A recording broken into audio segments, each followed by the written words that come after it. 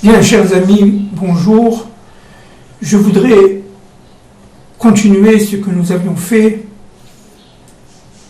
Nous avons établi, réfléchi depuis plusieurs semaines et continuer à avancer.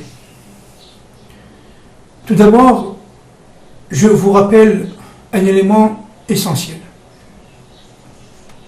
La faute du premier homme, Adam Arishon, qui est par définition, je répète, un homme universel, vient de la séparation de son côté masculin de son côté féminin. Le serpent, si on peut l'intituler ainsi, s'est faufilé dans une fissure, si vous voulez, interne, qui a fait que le côté féminin va se séparer du côté masculin et cela va provoquer la mort. C'est-à-dire la non-capacité de comprendre.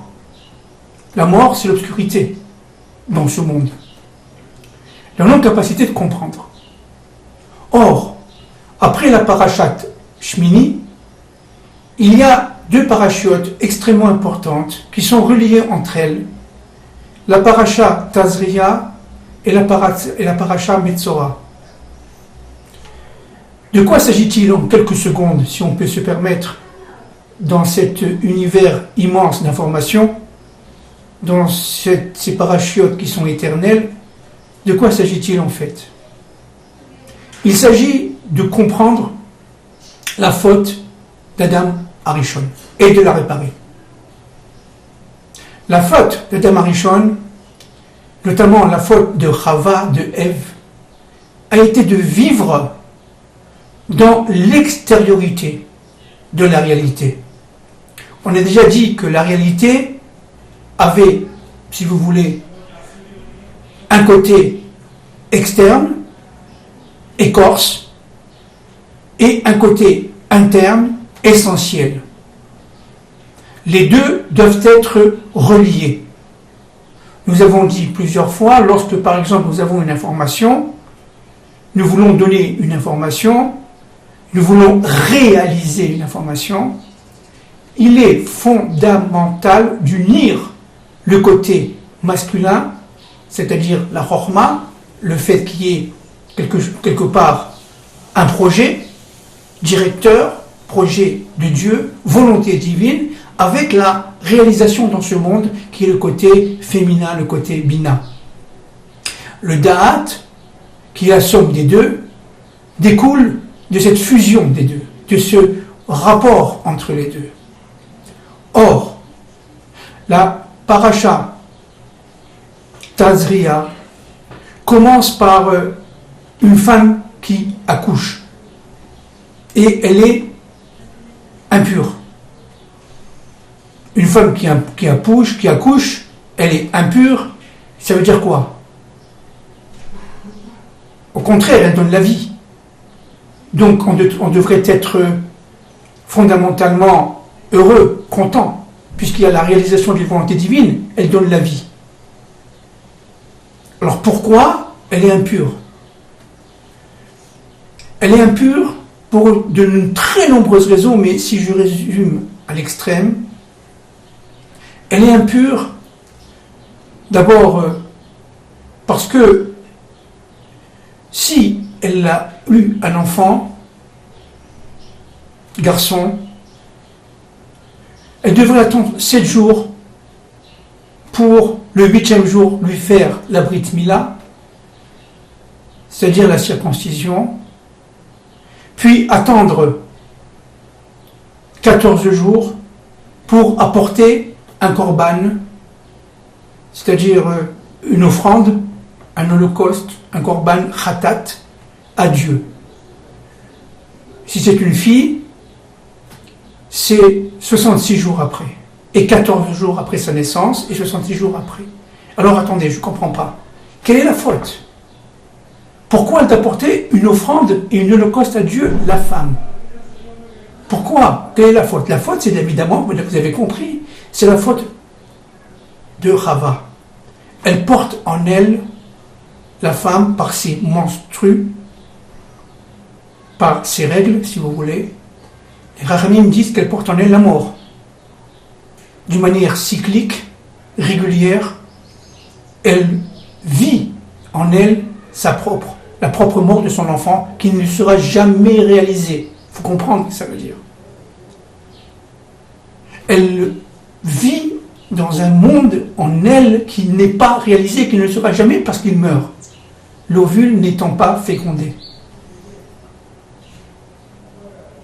Et donc elle porte en elle cette séparation entre le corps et l'âme, la mort. Cette séparation entre l'extériorité et l'intériorité. Elle perd son sang. Et donc, ce qui est très important de comprendre, c'est que dans cet état d'impureté, elle doit dire pardon au Seigneur. C'est la faute de Adam Arishon, c'est la faute de Chava. Elle doit apporter un korban khatat qui sera brûlé jusqu'au bout, comme si elle allait essayer de rétablir un équilibre, rétablir un certain ordonnancement, s'excuser de sa faute, entre guillemets, et la réparer la faute. Un deuxième point fondamental, c'est qu'elle doit faire la mila de son fils, c'est-à-dire le 8e jour. Donc nous sommes là dans une période fondamentale. Après le 7e jour de la naissance de son garçon, elle doit, le 8e, regardez, c'est toujours encore une fois le passage du 7 au 8, après la paracha Shmini, Shmini c'est-à-dire le 8e jour, regardez comme c'est tout codé, elle doit apporter un holocauste. Un deuxième point fondamental, c'est donc cette circoncision. Alors cette fois-ci, c'est l'homme. Le serpent a voilé la réalité humaine. Il s'est interposé entre Dieu et l'humanité. Il a créé ce qu'on appelle la orla, c'est-à-dire il a créé ce qu'on appelle le prépuce dans le sexe masculin. Et la orla, pour nous les juifs, doit être absolument retirée. Sinon, il ne peut pas y avoir de passage du chiffre 7 au chiffre 8, c'est-à-dire l'union de tous les contraires et la surnature. Et donc, le serpent a pris, si vous voulez, deux formes, si je peux me permettre de parler ainsi. Une forme féminine, avec la mort à l'intérieur même de la création, par les règles.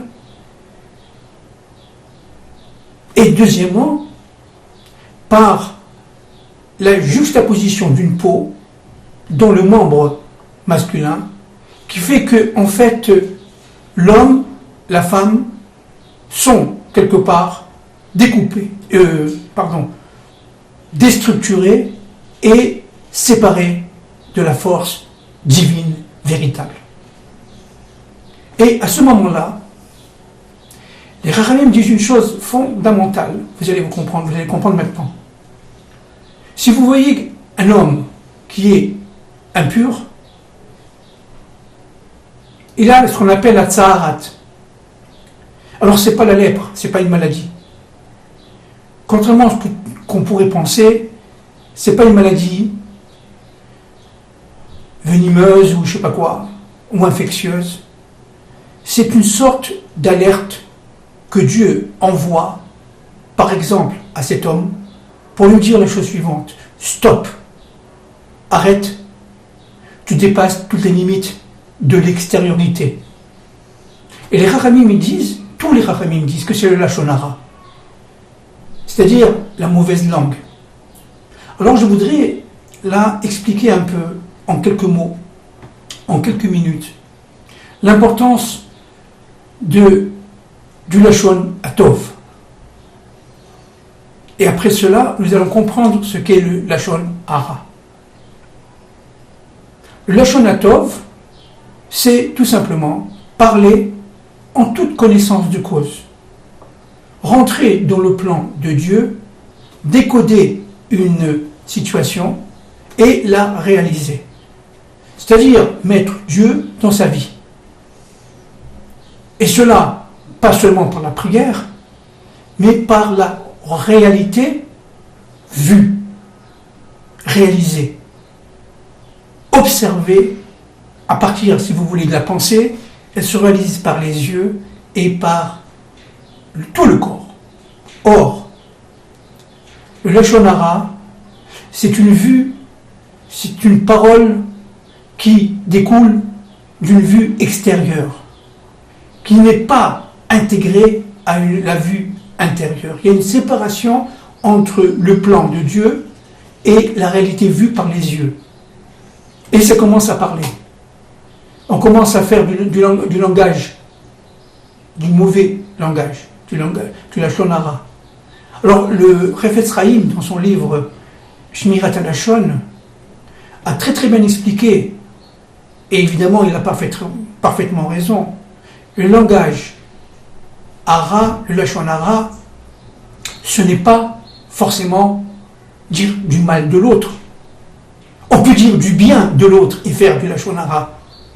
Le bien aussi, s'il n'est pas perçu comme une union entre l'intériorité et l'extériorité, alors on crée du Lashon Hara à partir de ce bien. Alors qu'est-ce que c'est que le Lashon Hara? Alors pourquoi c'est très grave? Les Rachamim, les maîtres du Sod, comme les maîtres, les Rabbanim, les maîtres de la Torah, ils nous disent que en fait c'est plus grave que toutes les fautes qui ont été accomplies pendant la destruction du premier et du second temple. Mais qu'est-ce que c'est? C'est en fait la fixation par la parole, par les mots, d'une réalité qui n'est pas une réalité fondée sur la vérité, qui n'est pas une réalité du Hémet. Pourquoi? Parce que comme on l'a vu 50 fois trop rapidement évidemment, le Hémet c'est l'union d'une partie intérieure, profonde, essentielle, et l'extériorité, la klipa, telle que l'œil le voit.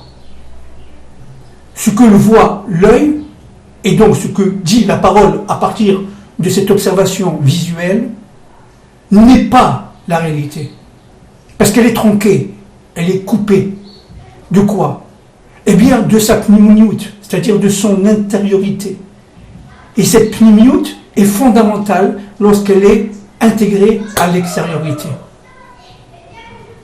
Et ça, c'est très, très, très important de comprendre. C'est pour ça, par exemple, que l'on va retirer les habits, par exemple. Je dis ça en vrac, en désordre. Que l'on va sortir les éléments de la maison. Que l'on va sortir cet individu qui fait du Lashon Hara, homme ou femme évidemment, du peuple d'Israël. Et on va le laisser avec, dit les Rachamim, un bandeau derrière la bouche pour ne pas qu'il continue à parler et pour qu'il puisse dire quand même je suis impur à toute personne qui passe. Il faut comprendre une chose très très importante. C'est que le camp d'Israël est protégé par de très nombreuses forces, qui sont évidemment des forces divines, mais dans notre monde, qui sont réalisées par les 12 tribus. Vous avez par exemple la tribu de Yehuda, qui elle est la première et qui va réunir 3 autres tribus. Puis vous avez la tribu de Réhouven, Réhouven étant l'aîné de Léa, l'aîné de Yaakov Avinu.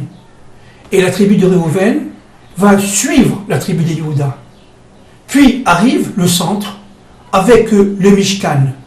Alors évidemment, les Lévi'im, les Kohanim, Kohen Gadol, etc., Moshe, Aaron et tous les Lévi'im et tous les Kohanim. Puis on descend d'un niveau et on arrive au niveau de Éphraïm. Éphraïm étant évidemment lui-même regroupant trois tribus, les trois tribus de Yosef, Ephraïm et Ménaché. Puis vous avez la dernière tribu qui suit, qui était très nombreuse, c'est la tribu de Dan, qui elle aussi est composée de trois tribus. Alors c'était comme ça, si vous voulez, dans le désert, c'était de l'ouest vers l'est. Vous voyez, c'était comme disons, une oblique. Une oblique. Et on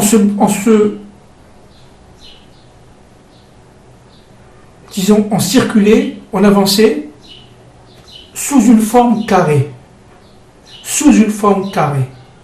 C'est-à-dire qu'en fin de compte, le peuple d'Israël est un peuple qui a par définition la capacité de décodage, la capacité de réunir les noms de Dieu. Yud, Ke, Vav, Ke. Le carré est en 4 côtés, évidemment. Yud, Ke, Vav, Ke, les 4 lettres du nom de Dieu. Et donc, quelqu'un qui faisait du Lachon Hara était porteur d'une impureté qui était une impureté insupportable, parce qu'elle déconnectait l'extériorité de l'intériorité. Et donc, elle faisait écran entre la volonté divine et la réalisation, entre le côté féminin et le côté masculin. Alors évidemment, c'est redoutable, c'est très très grave, à tel point que on ne peut plus réaliser quoi que ce soit lorsque on fait du Lachon Hara. C'est-à-dire lorsqu'on parle un langage qui est un langage superficiel. Un langage qui est, par définition, extérieur. Alors c'est vrai, c'est une réalité, mais c'est une réalité qui n'a, en fait, qui a rien à voir, ou très peu à voir avec le Hémet. Parce que le Hémet, c'est l'union de toutes les réalités. Donc il faut percevoir le plan de Dieu. Et celui qui n'a pas la capacité, alors il doit apprendre à se taire. C'est pour ça que nous, dans nos générations, évidemment, la meilleure arme pour la pureté, c'est le silence. Mesurer ses paroles. Et chaque fois qu'on dit quelque chose, on dit quelque chose en étant au plus possible en prière. Ça veut dire brancher à la divinité, à la volonté divine, ça veut dire comprendre un peu ce qu'on fait. Chacun selon sa capacité, chacun selon sa nature, chacun selon sa fonction. Donc, et le peuple avance lentement, mais sûrement, vers Jérusalem. Et l'entrée dans Jérusalem ne peut être acceptable que si on est capable de faire l'union de l'intériorité et de l'extériorité. À partir de ce moment-là, comme je l'ai déjà dit de nombreuses fois, chacun devient prophète. Et donc, le Lachon Hara peut devenir, en fait, très vite, du Lachon Hatov. Et malheureusement, le Lachon Hatov peut se camoufler, peut être recouvert, si vous voulez, de cette écorce d'extériorité qu'on appelle le Lachon Hara. Alors c'est pour ça qu'il faut, et c'est très important, apprendre, disons, à se taire. Une troisième chose très importante que je voudrais vous dire aujourd'hui, c'est que l'extériorité, la tache, qui est en général une tache blanche, lorsque elle est vue par le Kohen, et que le Kohen dit ces célèbres mots impur, impur, alors le personnage est retiré du camp d'Israël parce qu'il ne peut plus tout simplement réaliser et décoder, il ne peut plus décoder, il ne peut plus réaliser vraiment, selon la volonté divine. Si vous voulez, il va dans tous les sens, et dans le monde d'extériorité. Mais ce qui est très intéressant, c'est que lorsque le bonhomme ou la bonne femme, en tout cas le bonhomme, c'est mon exemple, est parfaitement blanc, ça veut dire que si la tâche elle est complète, alors on dit plus qu'il est impur, on dit qu'il est tahor, qu'il est pur. On ne comprend pas.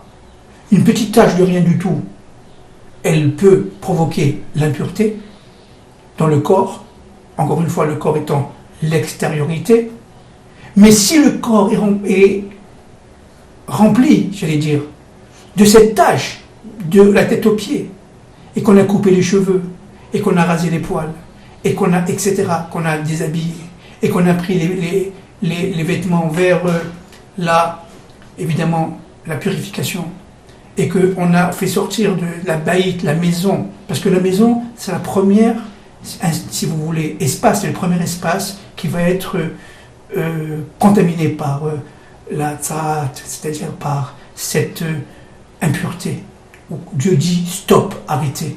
Alors comment ça se fait que quelqu'un qui est complètement plein de tza'at devient pur? C'est pas logique. Eh bien, tout simplement, c'est que par l'impureté qui est globalisante, lorsque la civilisation, lorsque l'avancement est tellement grave et tellement avancé que la seule possibilité, c'est naforu, c'est-à-dire l'inversion des contraires. C'est-à-dire de pur, on passe de l'impur, on passe au pur. C'est le phénomène de la vache rousse. Lorsqu'une civilisation, dans notre cas, arrive à un niveau de matérialisme tellement avancé, où tout le monde pense qu'à l'argent, qu'au profit, qu'au lucre, et qu'à tout ce qui permet à l'homme de vivre dans son extériorité, la beauté des femmes, etc. Alors, lorsque la civilisation arrive à être perdue, presque perdue, Akadosh Baruch Hu intervient par la sortie d'Égypte et inverse tout, n'importe où, et c'est ça la sortie d'Égypte. Lorsqu'on arrive au 49e degré de pureté, c'est la sortie d'Égypte. C'est-à-dire que lorsque l'espace est complètement rempli d'impureté, de tsaharat. Regardez comme c'est très intéressant, et je finirai là, c'est que Dieu envoie ce signal d'alarme d'une manière tout à fait naturelle. C'est une sorte de maladie, une tache sur la peau. Et on ne sait pas d'où c'est venu, on croit que c'est un eczéma ou un bouton, ou je ne sais pas quoi, si on peut parler le langage aujourd'hui. Et on va voir le Kohen, et le Kohen va regarder, et s'il s'aperçoit que c'est la tsaharat, il dit attention, tu es impur, c'est-à-dire que Dieu te parle, il lui dit arrête. Tu as un certain niveau d'impureté, attention. Et donc maintenant, il y a une graduation dans l'impureté. S'il continue le lachon hara, s'il continue à penser, si vous voulez, entre guillemets, mal, alors évidemment, il va arriver à un certain point de décomposition qui fait que il va voir la mort. C'est-à-dire qu'il va être complètement obscurci. Jusqu'au moment où, véritablement, il pourra, après avoir apporté un korban, après avoir fait ce qu'on appelle l'avodat Hashem, cheshbon nefesh en hébreu, ça veut dire il va essayer de faire tchouva, de revenir vers son essence, regardez, revenir vers son essence, et comprendre qu'en fin de compte, c'est parce que son langage était extériorisé et pas suffisamment intériorisé et extériorisé, qu'en fin de compte, il a eu cette, entre guillemets, cette maladie, que le bonhomme va faire tchouva et va réunir donc son émouna avec sa tchouva et devenir un homme essentiel, un homme universel. Merci beaucoup.